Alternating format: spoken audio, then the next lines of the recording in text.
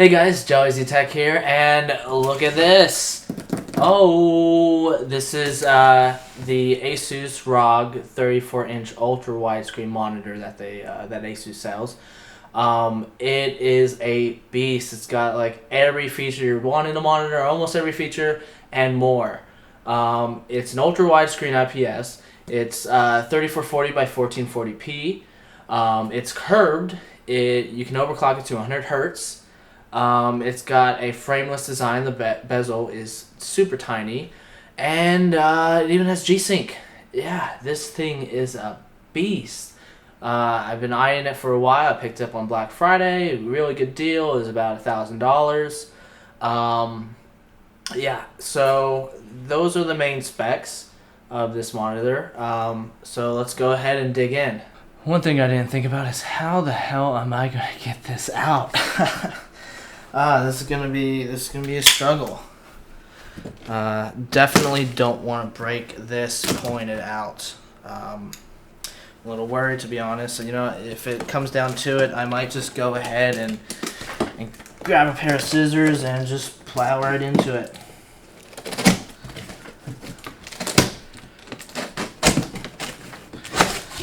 Okay. It's got, I know it's upside down for you guys, but it's kind of got a quick little instruction on the box itself about how to unpack it and how to assemble it. So that's pretty useful. Yeah, I think we're going to turn this on its side, try to weasel it out.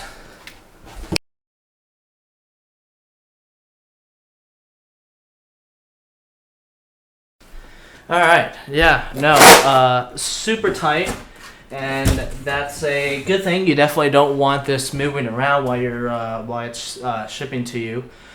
So yeah, let's take a look at the easy things. The DVD, I guess for the software.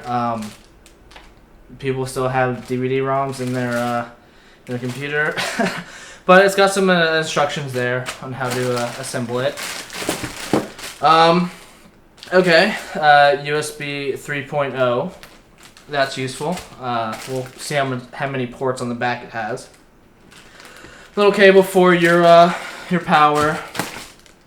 Oh, cool. Even came with a DisplayPort cable and HDMI cable. Awesome. And your little power brick you got here. And honestly, I think the LG one I have for my 29-inch was a lot bigger than this. This is pretty tiny as far as super huge monitors go. So that's cool. Alright, let's take a look at the pieces we got for the monitor itself. Looks like this is it's for the back of the panel.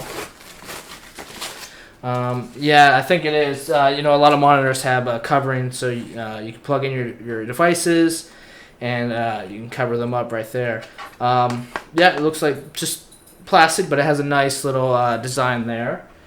Set that off to the side. Looks like the actual base stand itself, and nice. That's some type of metal. That's awesome. I'm glad they didn't cheap out and get plastic for the base. Get rid of those. Pretty nice, I'd have to say. The back end, yeah, it looks like, I think it sits like this. The back end's a lot shorter than I thought it would be. I was kind of afraid that it was going to come out too far and just, take up way too much space on my desk. But that's pretty good. No, it has some weight to it. You definitely want a lot of weight at the base supporting the monitor itself. But yeah, that's pretty nice. Okay, what else we got here? I'm gonna clean up all this stuff later. Just throw it off to the side, worry about it later. Now this looks like it's the actual stand itself and holds a lot of weight to it, which you definitely want. Wow, this is humongous. And it looks like this is the part that actually connects to your monitor, and that is huge. Gosh. Wow, it looks like it actually has wires in it, and I think that's for the light up display at the bottom. I guess it sends electricity from the monitor to this the stand itself. So that's pretty cool. No, I would have guessed it would have just came from the monitor itself, but that's cool. Okay, I'm gonna set that off to the side. Don't want to break that. And here we go. The actual monitor itself. I'm almost scared to try to pick it up. Alright, gonna take off the plastic covering. This thing is huge. Wow. Oh man, I almost don't want to take this part of it off.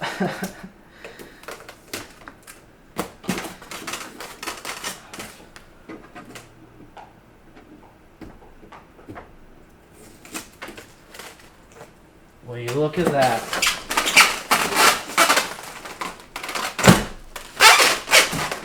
That is humongous, and it holds a lot of weight too, but wow.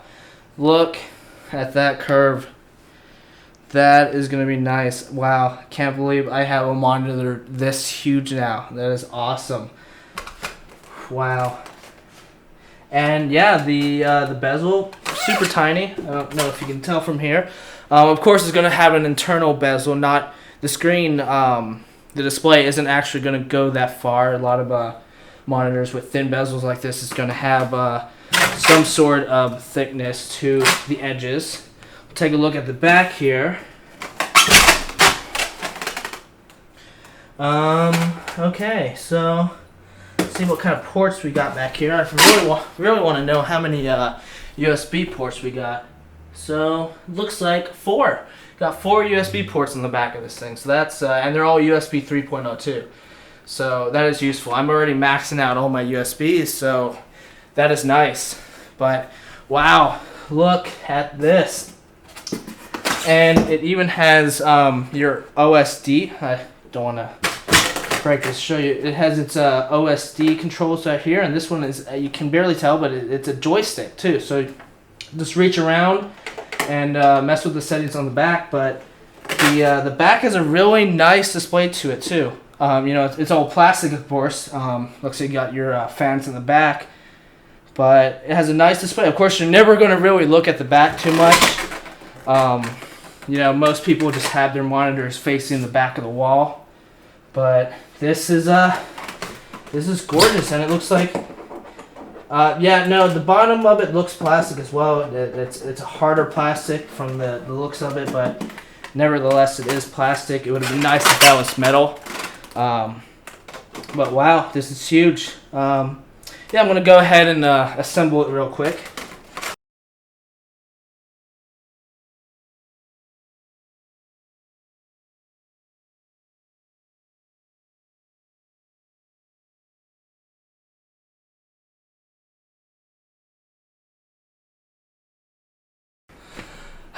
And there we have it, guys. A huge beauty.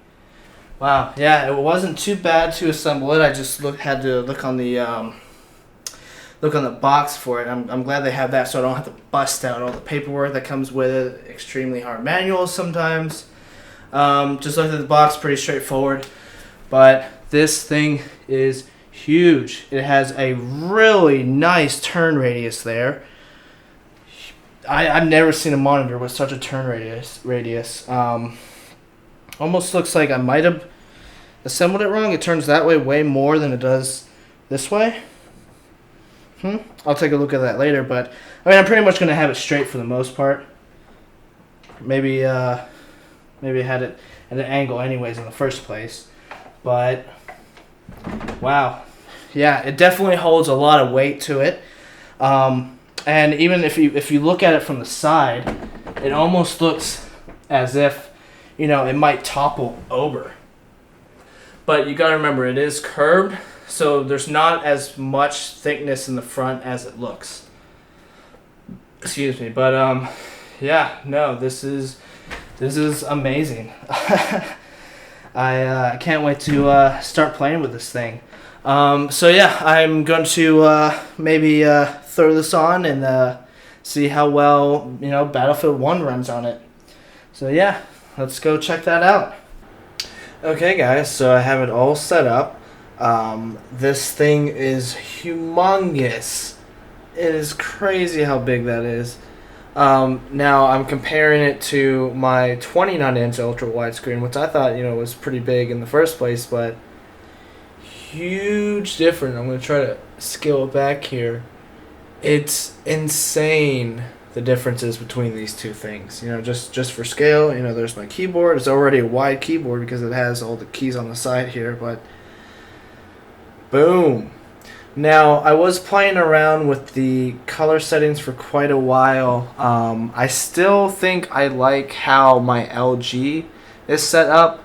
There were a lot more settings that configurations I could have on the LG compared to this ASUS monitor. But I'm still playing around with, you know, I'm sure there's a lot I can do before, you know, I have to give in and say it's best that it could be, you know. But I mean, so far, I mean, it's still pretty good.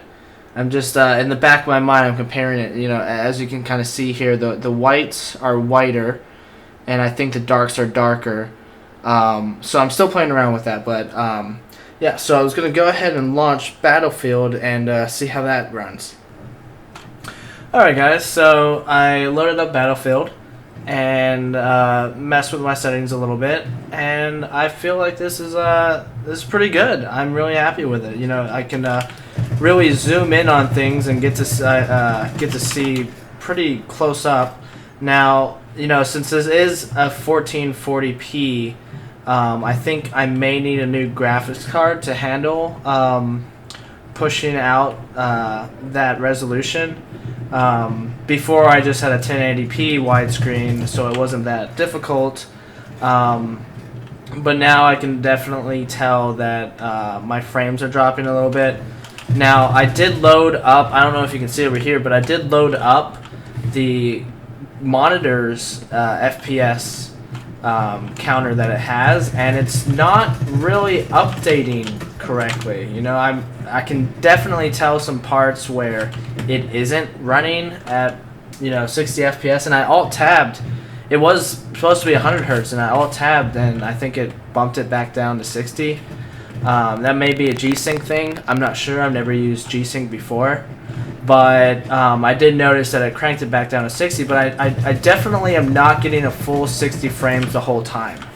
And it's just constantly at 60. So, I mean, I would rather use a, you know, an OS controlled FPS counter as opposed to a monitor FPS counter. I didn't know that even existed at the time, but it's a nice feature. It just doesn't seem to really execute so well. Maybe it's just me. Maybe I screwed something up. I'm not sure, but I do have G-Sync running, and it's going pretty well so far. I do have a 780 Ti. I plan on getting a 1080 soon. Maybe wait a little bit for a 1080 Ti. I'm not sure, but yeah. So this is Jelly Z Tech. I hope you enjoyed my video. See you next time.